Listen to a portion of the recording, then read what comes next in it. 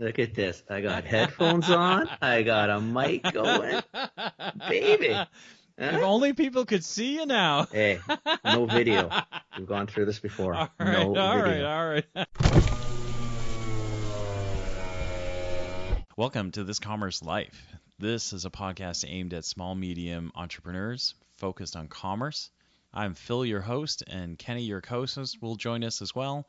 And we're going to talk to you about the world of retail and commerce and how things are changing in the world. Kenny? Sorry, Sir? I couldn't find the invite. It's okay. It's all good. It's all good, man. You're sitting in the dark. You look like me usually. Well, I figured, you know what? It made you smart. So if I start doing this, I'll get smart. That's what I'm doing. I want to be just like Phil. I usually, at least so you know, I usually sit in our, we have like a sound studio in the house because the kids all do we all do music, but it's all black backgrounds. So everyone makes fun of me because I look like I'm in like a coffin or something. So. Hey, you know what? When it's a podcast, it doesn't matter what you look like, right? I know. It's the best. Thank God. Yeah, thank God. I really thank God. It'd be a real sad day because I don't think we'd get any airtime otherwise. No, I think people will run away fast. I would. Yeah. So that's too far for me to get up to get the light. I'm cold in the house. I'm in Vancouver. I'm not like you, East Coast. People are used to this. We're freezing. Like we're freezing to death, right? It's like Really? -10. It's like I mean for Vancouver with the amount of water we have like out, it's cold. Like it's bone chilling, freaking freezing.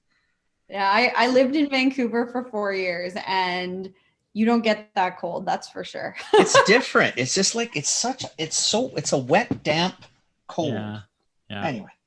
Yeah. All good in the hood. All good in the hood. Yeah, we don't feel that sorry for you. It's like -16 here. -8 feels like -16. So it sucks. And it's been like that for days and days and days. Yeah, so we're gonna get this for I think for a couple days. We might get some snow this weekend, which will shut the city down. Oh man. That's all good. It's all good. All good in the hood. So we have Alys on with us today. We're very, very excited. I've known Alys. Alys, we met when I came to Ascuity to do a bunch of things, right? I can't remember when that is. It's probably been 3 or 4 years, I guess. Yeah, so we just Something passed like the 2-year mark of acquisition. So It's probably been about 3 years now. Okay. So yeah. Yeah. So Alys Richards works for Ascuity. We'll get it. Well, no, not Ascuity anymore. Now Home Depot, right? Yes. Right. So we'll get you to tell that story a little bit. But I met Alys. She's got she's a really cool lady. Period. Thank you. Then she's got a super cool dog that seems to make friends everywhere. Now 2, actually. Now 2. Yes. I'm one who gave into the pandemic fluster of getting another dog. So we actually got a second dog. Okay. A rough collie, so a little bit bigger than my little dog. But Nice. Yeah. So and then I met her when Ascuity was still a startup. So also a really cool story, right? Because Ascuity was a Toronto-based startup. Focused on data, right, and then got picked up and acquired by Home Depot, which is a really cool story. Really, really cool story. So what we normally do is we kind of first of all, we don't plan. So we haven't planned anything. What we normally do is we kind of get you to introduce yourself, kind of tell us a little bit about you. I think so in context, one of the things that why we've got Alys on is we were talking to Angie Baker a few weeks back about what the heck do you do with CPG skills, all that kind of stuff. And Alys made a really good point, right? Is that you also get lots of people who are asking how to get into the industry as well. So we thought Alys would be a really good person to have on. Anyway, I'm going to stop talking. If you don't mind introducing yourself, that would be amazing. Yeah, absolutely. So thanks, Phil. My name's Alys. Do I say I'm a Pisces or who knows, right? Whatever turns your crank, whatever information you want to tell people, light it up. You say. No. So yeah, a little bit about my story, how I got to know Phil, all this great stuff. So I actually come from a very different background. I did my undergrad in Vancouver, Kenny, at UBC in opera performance and music. And I did 4 years there. And you know what? I come from a family, my parents are both entrepreneurs. My mother is a career coach. And when trying to figure out what to do, for undergrad, which I know a lot of kids, they think it's their only option, that they have to figure out what they want to do with the rest of their lives. My parents went the other way. And my mom said to me, you know what, your first degree, do what you want, do what you're passionate about, do what you love. Yeah. And with that, you can then do whatever you want. You can become a doctor, you can become a lawyer, you can become whatever you want. Amazing. And if you stay with music, great. But it's really yours to choose. Smart mommy. Sorry? That's a smart mommy. Yeah. She is. She has her moments. As they all do. That was a moment, though. That was a good moment. Good for her. You know what? I give her a lot of kudos for that. And so I pursued opera and music and singing, and I did what I loved. It's a fun little party trick I pull out of a hat every now and then nowadays. So yeah, I pursued that. And then I thought I would become a professional opera singer. And so I actually moved to Winnipeg at that point and started doing a master's degree. And I did some gigging and work and all that, at which point I really started to experience real adult life. And I was challenged with becoming self-sustaining and no longer relying on my parents. And, I was blessed to have that for the length of time I did.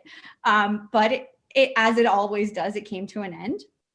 And I, at that point, just said, you know what, this isn't a lifestyle I want to sustain. I want to be able to provide for myself. I want to be able to provide for my future. And I just don't want to be in a place where I'm constantly struggling for money or knowing where my next paycheck comes from, because that's just not who I am. For some people that works great, but that's not me.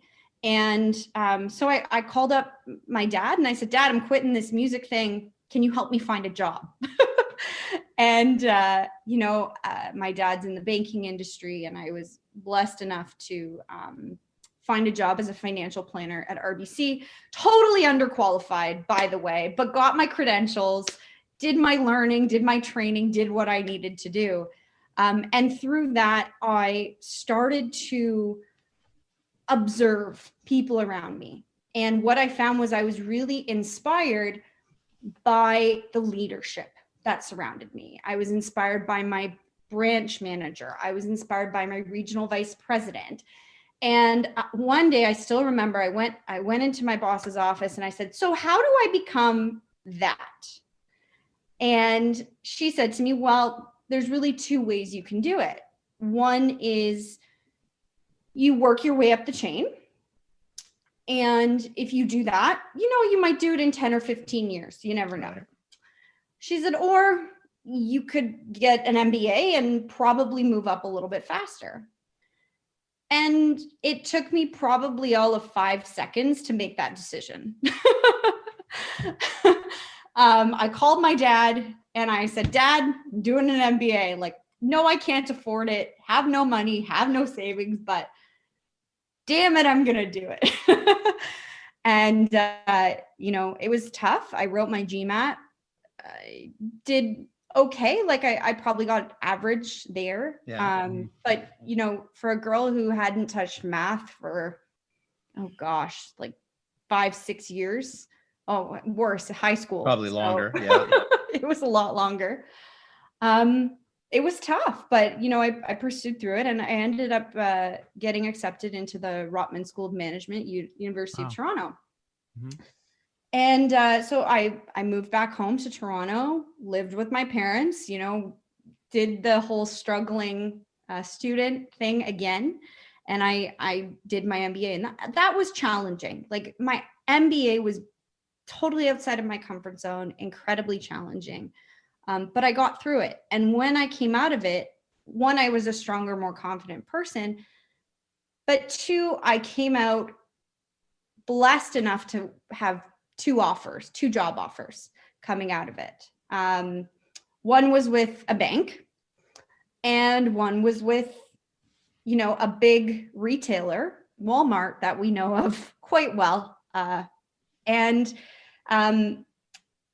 one thing that the MBA did was it introduced me to a lot of different things. It introduced me to consulting, retail, banking, CPG.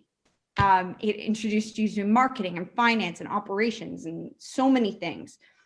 But one thing that always lit up the room for me and made me excited was retail. Mm-hmm. And we know this feeling. Yes. Yes, we can relate. We know this feeling. It's funny because I ignored it for so long, and you ignore it. Like, you don't even realize it. And then all of a sudden it's a wake up moment. And you're like, huh? Like, this is interesting to me. So I joined Walmart. I joined their leadership development program here in Canada. And I spent, a year and a half at Walmart, got the opportunity to spend a year in store operations, and then spent about half a year, co-managing a store and running or assisting the store manager in, running a $70 million business. And that was a great opportunity. We had about 350 associates in the store. And so that was great. But I very quickly realized that my strengths aren't necessarily in the physical side of things. I'm a very strong strategist. I'm a very strong execution person. I'm great at a desk, but unloading a truck day in and day out just isn't my thing. So yeah, I was looking for a change, and I came across Acuity, which is where I met Phil. And from there, Acuity has just they've been great to me, and I've absolutely loved every minute of it. I don't think any 2 days are the same. I started as a customer success manager, and there I was really working with my customers on adoption and learning how to use our platform. And then we got acquired about 6 or 8 months later, and I was moved to what they called the merchant success team. And there I was responsible for the integration of Acuity to Home Depot. And what does that infrastructure look like? And how do we introduce the product and integrate? And so I got to spend about 26 weeks in Atlanta, learning all about what is Home Depot. And then about a year and a half ago, a new opportunity came about. And through my time in Atlanta, I really got to build relationships with merchants and understand that business. And an opportunity came about for a brand new product to be built for merchants. And our head of product approached me and asked me if I'd like to take on leading a brand new design of a whole new product. And that's really where I am today. I'm that's really cool. Wow. Yeah. That's quite the little adventure there. Yeah, it's gone here, there, and everywhere, and that's where I've ended up. Is I'm leading a product team, and it's fun, and I'm still figuring out what's next. I don't know if I've landed yet, but I think that's the value. I consider myself a generalist, and I enjoy doing a lot of different things. So, I mean, that was a very long-winded story. Not at all. No, not really. No, it's interesting. Yeah, we get people on the show, Phil. It's such funny. There's no linear path, right? Yeah. Like it's just weird how they bob and weave through it. Wow. I think the and you have it too, right? The most common thread is you get people come on this show and are able to tell these is like people who are committed to learning. Like I think that's a really key tenet for almost everybody that's come on the show, right? Is they're committed to learn. And some people have a view of where their path is going and then some don't, but it's always about learning, right? It's always about leveling up. I was laughing earlier because I too, really in my earlier days, I started with the bank. I started when RBC Insurance was still a startup, and I had a similar conversation. I was a customer service rep. I had a headset permanently like sewn into my ear, and when I had the same conversation, that was a similar, except mine came out all wrong, I think, because when I asked like what I could do to move up, and she said, and I remember because my boss said, "You're doing great. If you keep doing what you're doing for another 5 years, you're going to get promoted. No problem." And I went, "Oh my God, I can't take this many phone calls every day for 5 years." 5 years. And then, yeah, well, and I actually went the other way. So I didn't get, she tried to sell me the MBA thing. And I went, "I don't have any money. I'm not going to do this. And my math skills are probably subpar to what your math skills are at that point." So I left. I went on contract to Unilever. No, it was Lever Ponds at the time. I think I'm really dating myself, but I went on contract for half the money that the bank was offering me, which was almost nothing anyway. And it actually caused the bank to kind of freak out because a full-timer left to go for half the money. But anyway, yeah, so I was laughing when you told that story because I have a similar one. So yeah, I think it's funny. There's a lot of similarities, and I think when you look at the themes of what has happened and how everybody's journey goes, yeah, everybody's is different, but yeah. I think you'll find some commonalities. So I think I agree totally. One is learning. Yeah. I think a second one is coaching and mentors and people who, believe in you and also that you trust. Like I have mentors in my, at my work, but I also have mentors who are in completely different industries that if I just need to bounce an idea or something off them, like I know that I can get an unbiased opinion. And so I think that's been really prominent for me. I've been blessed to have phenomenal bosses along the way for the most part. Mm-hmm. So, you talk about your boss, my boss, I walked in on the first day of my job at RBC, what I call my first job ever. And I still remember we went for lunch and she looked at me, "You're not going to be here very long, but don't take that personally." And I was, how do you take that? Right? Like, am I going to get fired? Like, should I? What I do? Exactly. I just started. Jesus. Yeah. That's amazing. But what I reflect on that now is that she saw the potential in me and the drive to do more. And so that was kind of my first. And then now at Ascuity, I've been blessed to have multiple bosses, all of which have been huge drivers of helping me succeed and also pushing me when I'm not performing, and they see it in me. They see not that I'm not performing, but they see the potential in what I can do. And so driving that, I think, as well is a really good theme. And I think the third overarching theme is EQ skills are really critical, and connection with humans and people. Yeah. But I think on that note also, it's kind of cliche, but I'm going to say it, which is sales skills. People hate it. People hate it. And I've said myself, like, I hate sales. I've said it time and time again. But at the end of the day, you sell yourself. And this goes back to Phil, what we were saying, like what I said, it's all about transferable skills. I don't care if you're from another industry. Talk about how you can bring that to our company or our industry, because you've got some cool perspective that a lot of people don't. Yeah. I think this is a neat place to start, because we've kind of like banged on the Ascuity thing for a little bit. Ascuity was a Canadian startup that started helping companies to mine their you're going to correct me if I'm wrong, but learn from their POS data, learn from data intelligence. It's a it's a cheaper way to do it than some of our syndicated friends out there who charge hundreds of thousands of dollars for, kind of droplets of data, and so at the time you're at Walmart's, you're at a, so for the CBG listeners in the world, it probably makes a ton of sense to start here as, you're in the retail world, you're, I heard you.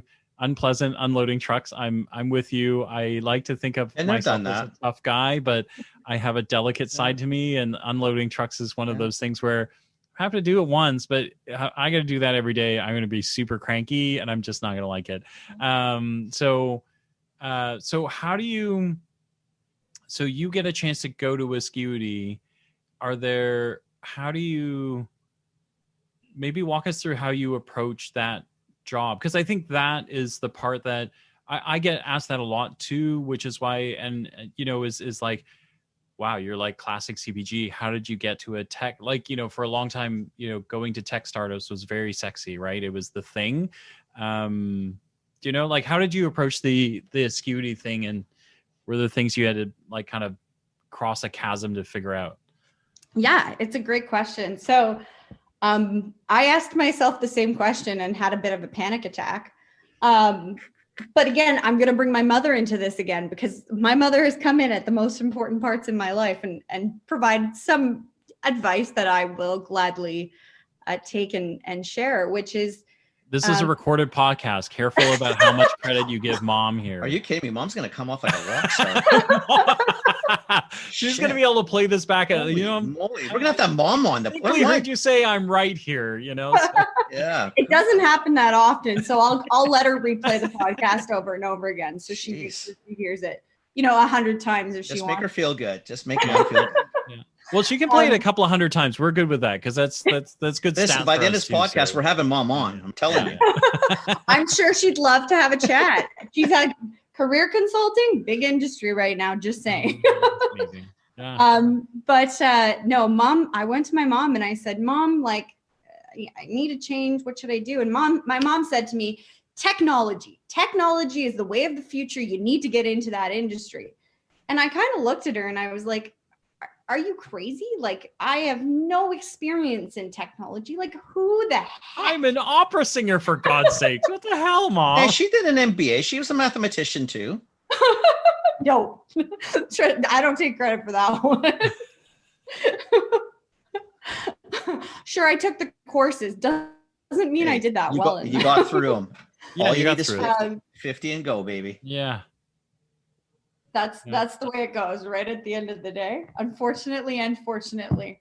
But my mom said, you know what, like, let's sit down and look at this. And my mom said to me, you know what, like, if you want to get into tech, let's look at typical technology jobs, right? And let's put down all your strengths on one piece of paper and find what are the common themes throughout your experience. But did you want to go into tech before you go any further? Like, did you want to? I understand what mom said. I get it. Mm-hmm. So mom says you're going to go into tech, and you just said, "Okay, mom," and then sat down, decided, "Okay, what tech do I want to go into?" This is all going very badly for you. I know. I'm loving mom. That's good parenting. Mom's smart. Seriously. I mean, mom is smart. But did I want to go into tech? I don't think I knew what I wanted to do. Like, okay, I really didn't. I thought maybe banking, because I knew I had experience there, so I could go back there. But I mean, I have so many friends in banking that I shouldn't really publicly say this, but like, man, like that can get really boring. It's like paint drying. You can say it. Oh my God, seriously? I got people in banking too in the family. Oh my God.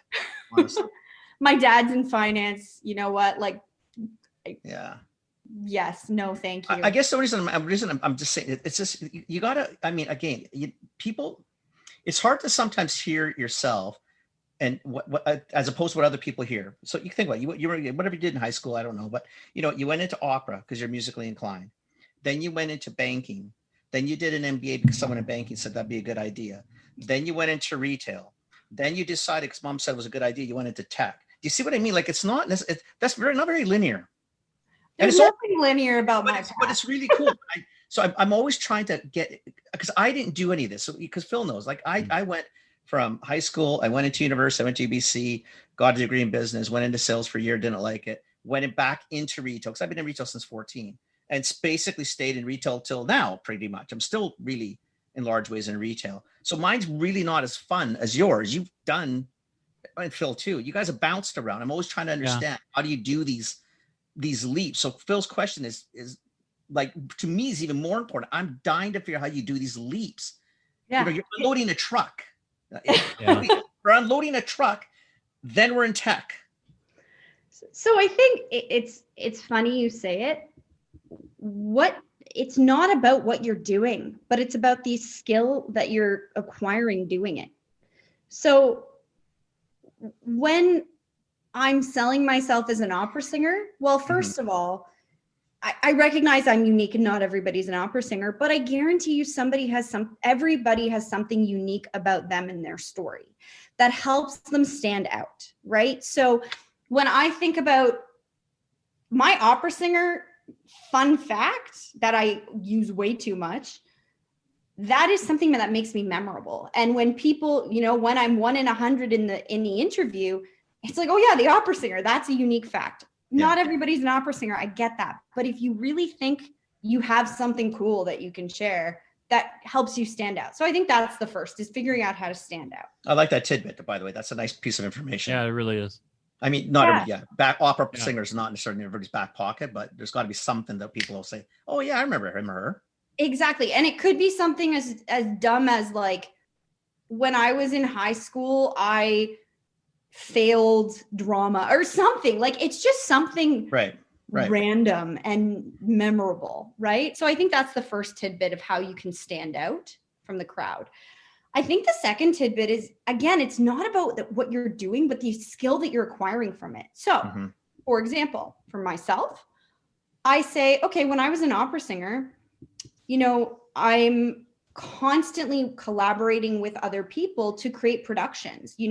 You are working with an orchestra, so you're having to collaborate to listen to them. You're following a conductor on the stage who's telling you the tempo that you're going at. You're working with your fellow peers to make sure that the overall stage looks good, right? So it's not about that you're on stage and you're performing. It's about the pace that you're working with people and also the collaboration involved to make it an entire production, because every little detail is important. That's so smart. No, all these years, hundreds of performing hours. Yeah. Right. Like hundreds of, never thought of it. I've never heard it compartmentalized quite like that, where you're thinking, well, yeah, I mean, so you got the boss up front, you got your colleagues here. Very smart. That's very smart. I've never thought about it. I literally have hundreds of hours with bands, orchestra, like all that, never thought of it. Well, and you can do that with anything, right? Like then you go into, as a performer, I perform on stage, right? And all of a sudden, you're not just performing on stage, you are presenting yourself. You are public speaking in front of a crowd. You are, used to presenting in front of people of all various levels, and wealthy, poor, middle class, like everything. And all of a sudden you turn that into your present. Like, I have strong presentation skills and I'm comfortable in front of an audience, right? So if you just start to pick apart what you're doing, you can make that relevant to any industry and any job.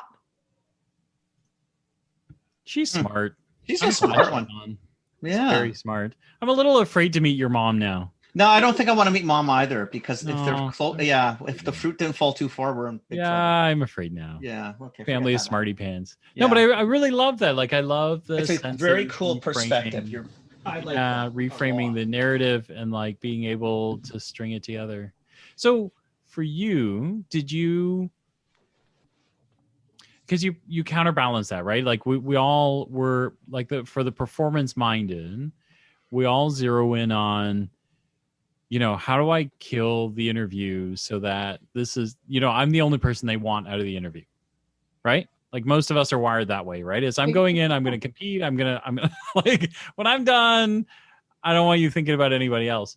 But did you go into Acuity knowing what you know, right? That you're not that you're not technically minded, but that you felt like you had strengths in other places, right? You sell the story of who you are with all these pieces. When you get there, are you worried about not being able to contribute or fill in, or what's that? In your head, do you know who you're competing against, Stephen? Like, what's going on in that noggin? Are you thinking, okay, shit, the person in front of me is probably some math genius, is coding or whatever these people do, and what am I going to talk about? Oh, I can Some sing. Birkenstock wearing hoodie, exactly, coder head, can barely string two words together without his thumbs and fingers running through a keyboard. Yeah, I think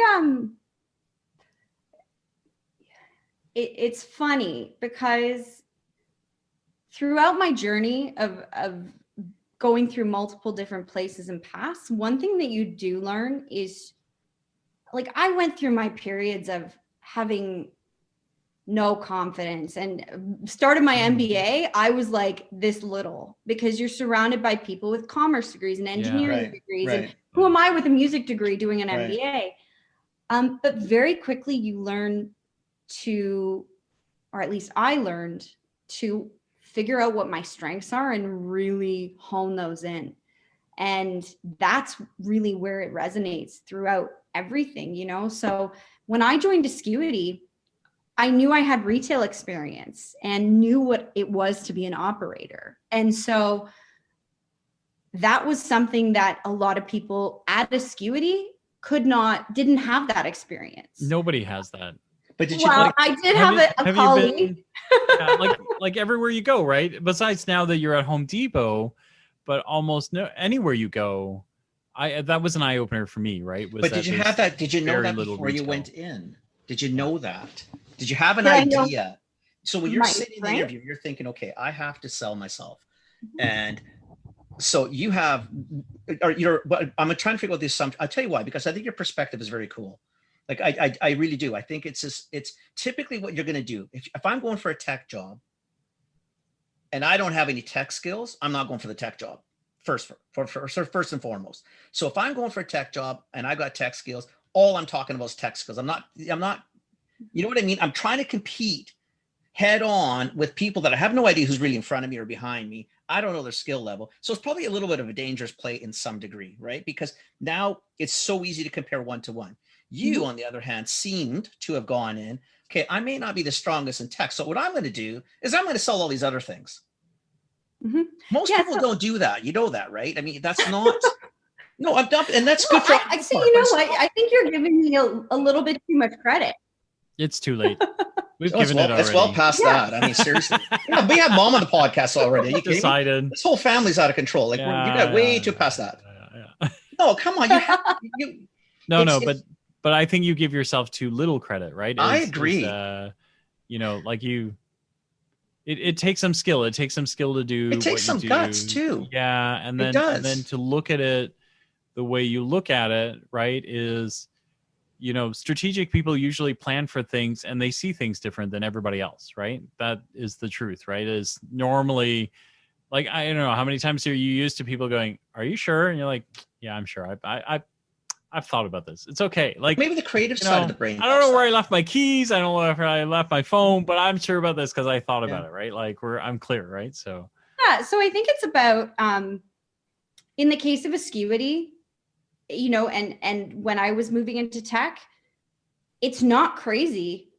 Sure, it's crazy that you're thinking of moving into tech, but strategically, I was moving into retail technology. Mm-hmm. So I wasn't going blind into tech. Yeah. I was trying to find, I'm going to use this word and people hate it, the synergies between where I was and where I want to go. And then the other one I was looking at was, fintechs, right? Those were my other option, because there is that synergy where I could bring some value and experience. So in the case of Acuity, it was my experience as an operator.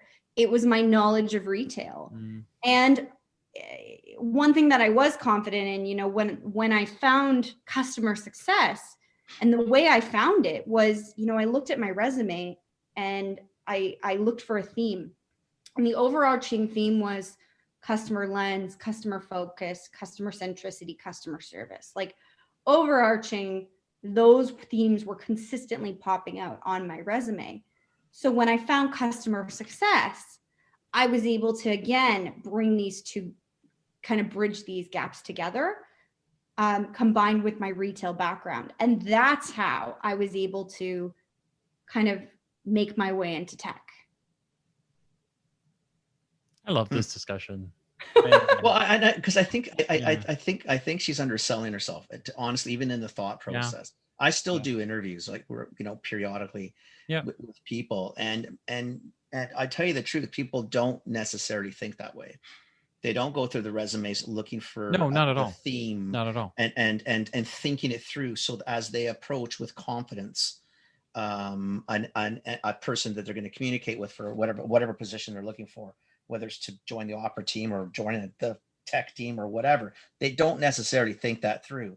They read the article or the posting, and they try to fit their whole world into that posting, as opposed to maybe looking at the post and say, listen, what do I bring that can actually augment this or push it into a whole different realm? You got to take more credit for the fact that it isn't normal. It's not a bad not normal, but really and truly, it's not how most people think. Most people read it. Okay, I got it. These are the talking points. They don't go and look at all the things that they're really good at. And maybe that's the creative side of your brain. Maybe that is the artsy side of the brain, where you've got an ability to not so box it like the math side can, and it's a different perspective. Very cool. For sure. It's also untypical, right? Like, because I think the other thing is, you think of like most people that I meet, right? CPG that want to come into tech, they're almost looking for, it's like a rock climber. They're trying to find the crevices and cracks that they can kind of like wedge themselves into. And so I think your approach was really neat, because you just said, like, I don't need to wedge myself anywhere, right? Like I'm just going to climb it. Yeah, I'm just going to climb it, right? And I don't know what's up there. Like, it looks like it's fine from here, or it doesn't. People do that? But I don't know, right? Like, the rock climber does that. The rock climber just looks and says, you know what, I'll figure it out as I go, but I'm going to climb this damn thing. You know why? Because I know how to climb. Most people, when they're not, the skill set isn't completely honed to that, start looking at it, think, oh shit, man, okay, I need a handhold here. Where's my handhold, right? I gotta find something. There's this crevice thing. Then they're looking for the path, and then they're looking for the way out, and then they're looking, okay, oh shit, I'm putting up there and I can't move. Kenny just talked himself out of tech. Did you notice? You know what? Because Phil knows me, though. At least Phil knows me, because that's why I would never go into tech, because my mind goes right away that I don't know shit about tech. Outside of the fact that I use a lot of tech, I just get to the point where and I'm not going to try to do what you do. I don't look at the fact that I could walk in and say, I don't have to know how to do it. I use it. I can tell you what it does, and I can tell you what I hate about what I'm using and what I think should be done so that it makes me happier user. And that's maybe how you approach it, right? Where most people don't. But I truly believe, like, I think that's a mindset issue. It's not, I think anybody can do it.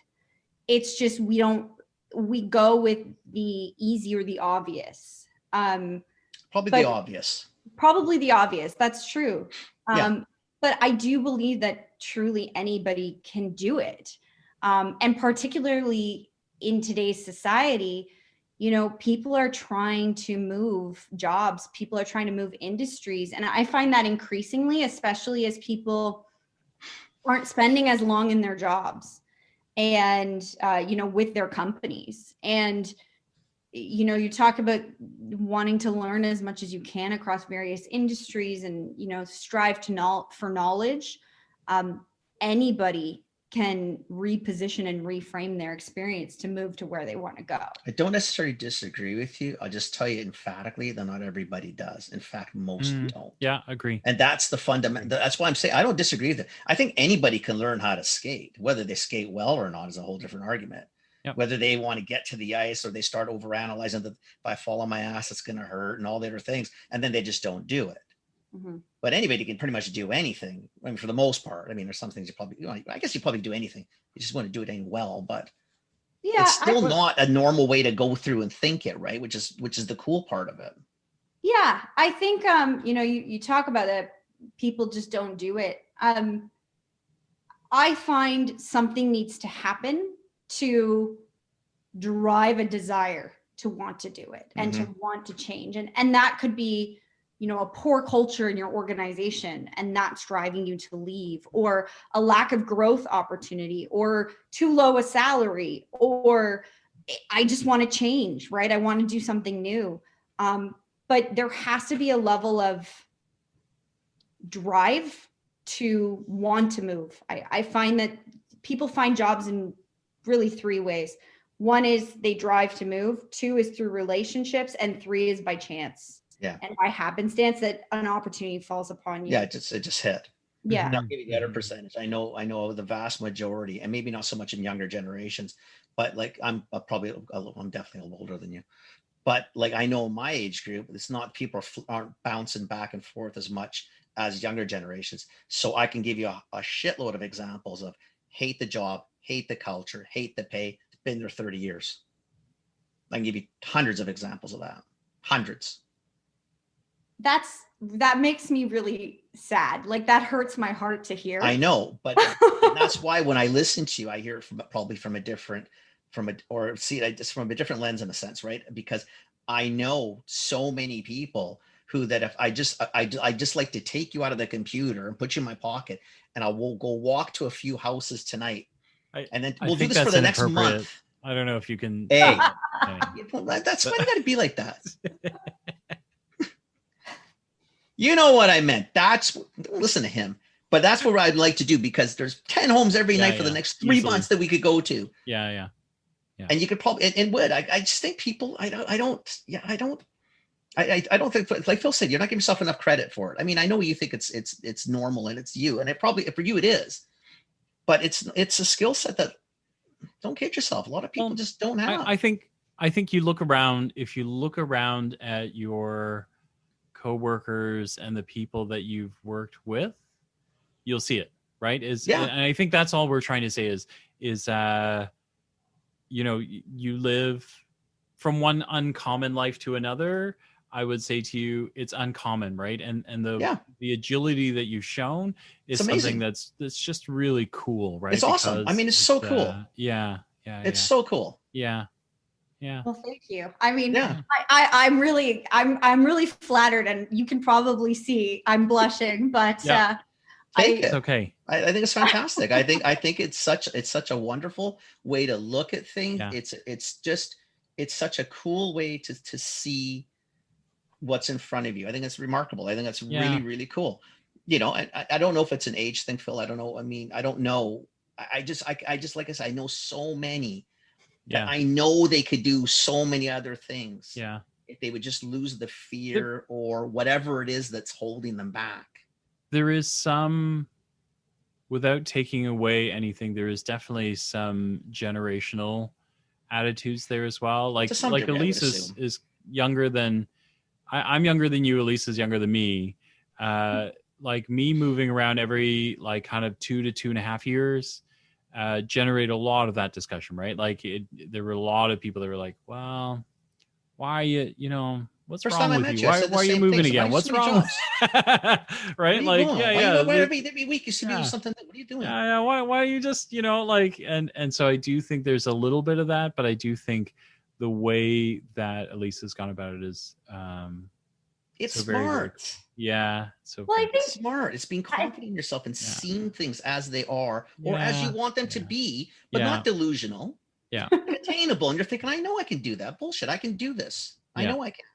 Yeah. Yeah. I think there's 2 ways to move, right? And this is where I'm very blessed and grateful to be, a manager in my company right now, because you are part of the leadership team and you can start to influence the culture as you want to see it. And one thing that I'm very passionate about is employee development, associate development, growth, ensuring that my team, I can help my team succeed so that I succeed. Mm-hmm. And I think there's 2 ways you can move. 1 is out of a company and 2 is through a company. And I've been really blessed in the last, almost 3 years with Acuity, to do so many different things. And it's because they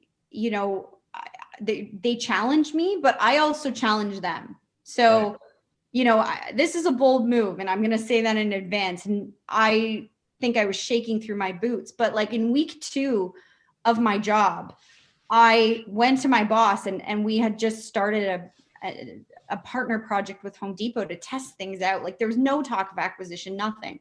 I was 2 weeks in the job, and I wanted to take a role in this project plan, but I knew I was new, right? And I was like, what do I do to not be overlooked? But at the same time, I don't want to, ruffle feathers. Yeah. And so I'm going to bring mom. Went to my mom, and she said the okay. So I'll give her that one again. Always mom. And I actually went to my boss and I said, look, I know I'm new, but I'm capable. I'm hungry. I'm used to working 16-hour days. Put me to work.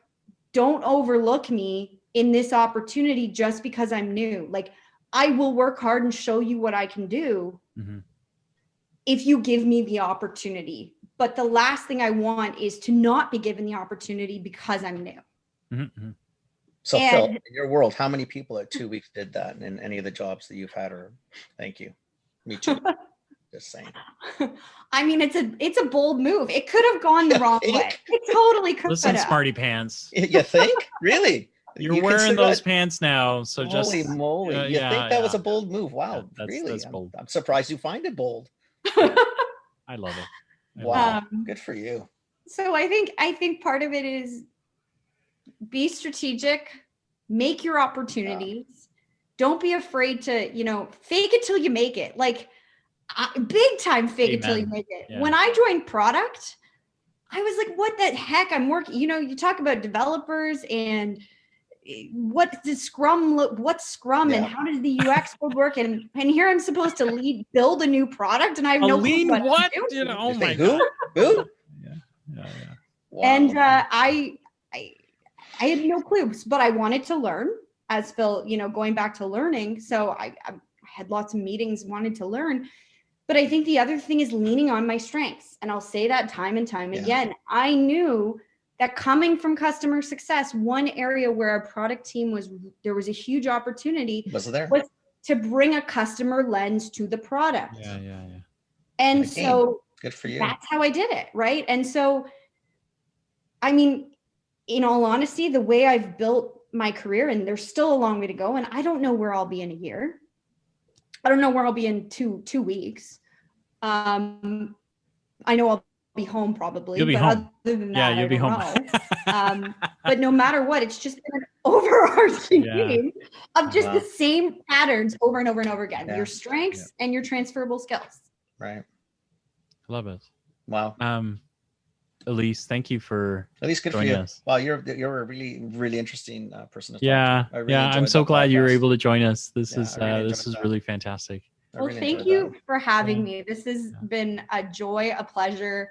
I am just so grateful, Phil, that you reached out and asked me. And oh my gosh, if there's ever anything I can do, like just if any of the listeners want to reach out, if I can help one person, like that is really just my goal. Now you got to reach Elise through us. No, this is totally coming. She's too smart. She's too smart to let her out in the open market. She's not on anything, not on LinkedIn. There's no way to communicate with her except via this podcast. Or my mom. I'll make sure she comes on. we got to talk to mom first because we got to figure out how we're going to deal with mom. Actually, maybe not. If mom will smart us, we'll get screwed on the whole deal. Forget mom. I know. We will. We'll put your if you're okay with it, we'll put your LinkedIn in the show notes, sure. And then absolutely. And then would you do us a favor when you finish building whatever product you're building? Please. Would you please come back and just tell us what it is when you're allowed to, and then what you're doing next? I'm not going to ask you. You're going to have to come back. So when you're done, you're coming back. I'm not going to ask you. Forget the asking part. I would asking. love to. I would That love would be to. awesome. That'd be Yeah. awesome. Honestly, you can come back whenever. Like, You can have whatever you want. love our guests, Sure. so you come back whenever you want.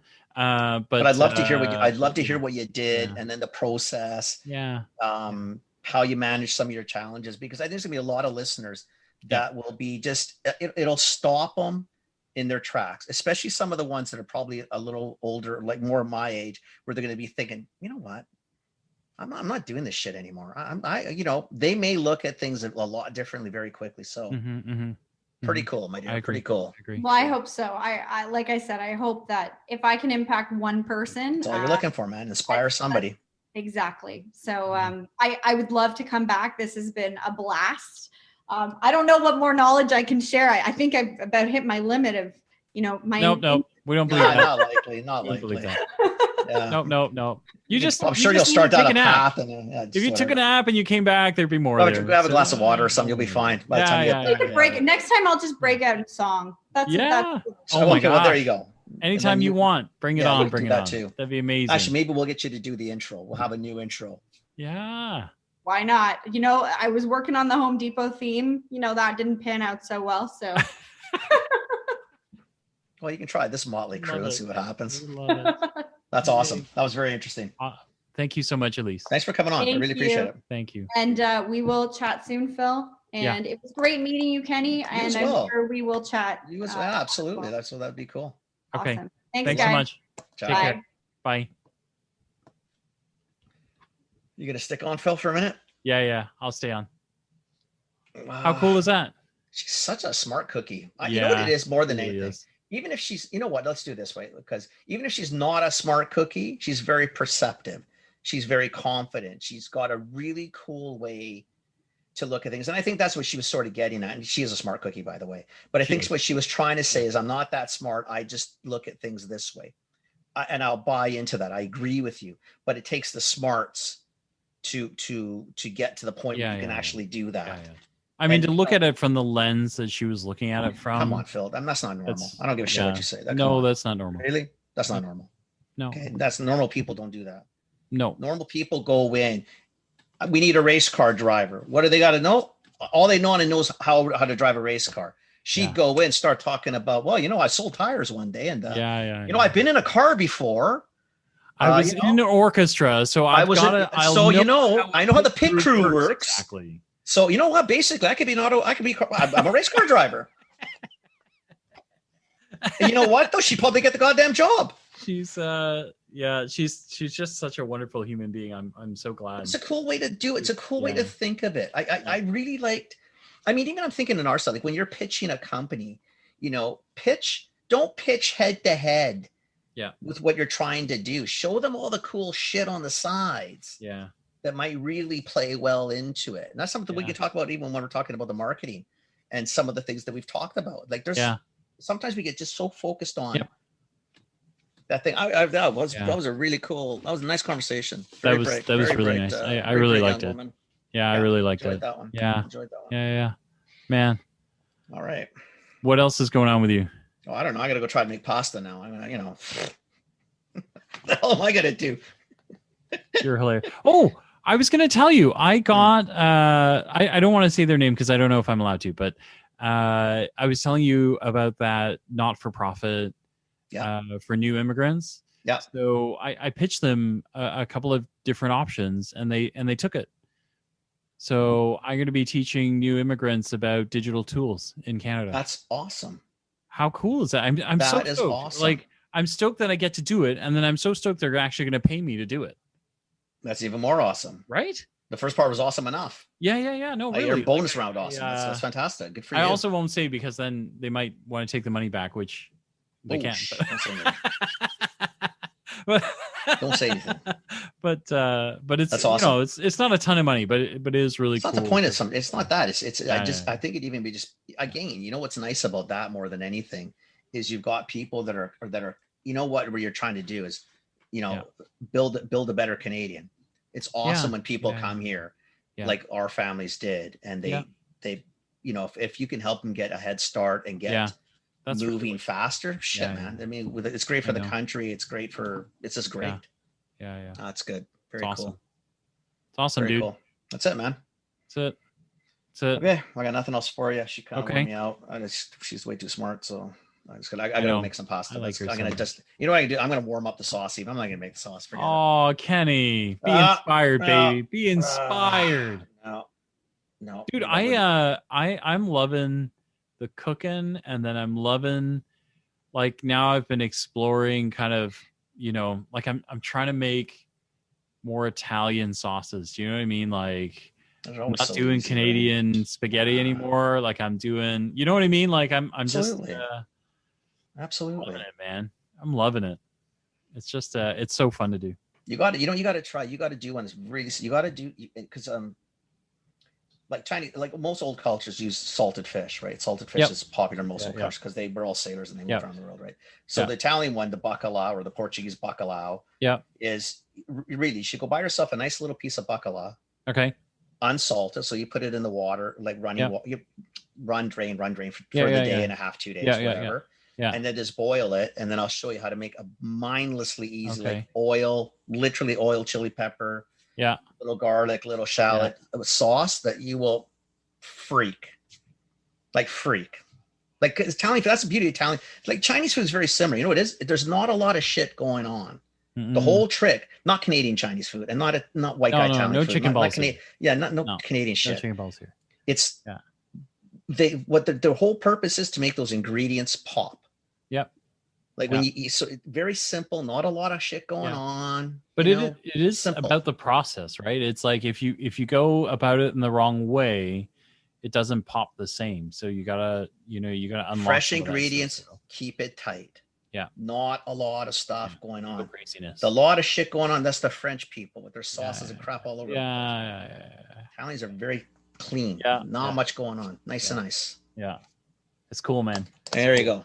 All right. I'm starving. I gotta Go. eat. Chop. Go eat. Okay. Thank you, sir. Chat with you. Well, we chat with you, I'm sure, before the week. I'm gonna chat with you tomorrow. I'll We'll talk see. to you again soon. Sounds good, buddy. Okay. Okay. Have a nice evening. Bye, man. Ciao.